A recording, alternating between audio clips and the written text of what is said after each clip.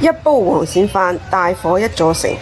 嚟到廣東嘅台山，必食嘅美食當然就係當地嘅黃鱔飯，而黃鱔飯嘅發源地就係台山嘅水埗鎮。各位朋友大家好，今日就會同大家分享喺台山做餐飲最大型嘅食肆，佢就係台山水埗鎮餐位過千嘅述哥黃鱔飯。述哥黃鱔飯嘅店址就位於台山水埗鎮以前嘅橫水中學入邊。成間店就係由原嚟荒廢咗嘅橫水中學改建而成，面積超級嘅大。喺成個改建嘅過程當中，盡可能保留咗原有學校嘅建築。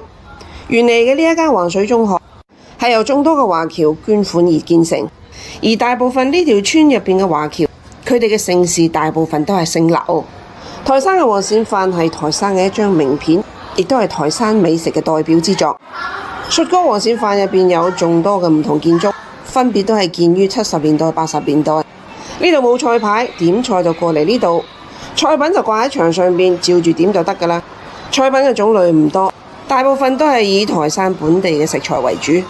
前邊呢幾個大肚所展示嘅都係台山非常有特色嘅土特產，例如呢個豬仔船，每年只有幾個月份先至可以食到佢。而呢啲就係被稱之為台山人參嘅雞爪糊。牆上邊就介紹咗老細述哥從入行到發展至今嘅歷程。由於而家正係水埗牛肉節嘅關係，遊客嘅數量就特別嘅多。呢一棟黃色嘅就係70年代嘅教學樓，每一間課室都改成咗唔同嘅房間。喺以前嘅舊課室入邊食黃鱔飯，呢一種用餐環境真係夠晒特別。成間店嘅裝修理念就係盡可能保持原學校嘅樣貌，原學校嘅各種標識亦都保留咗落嚟。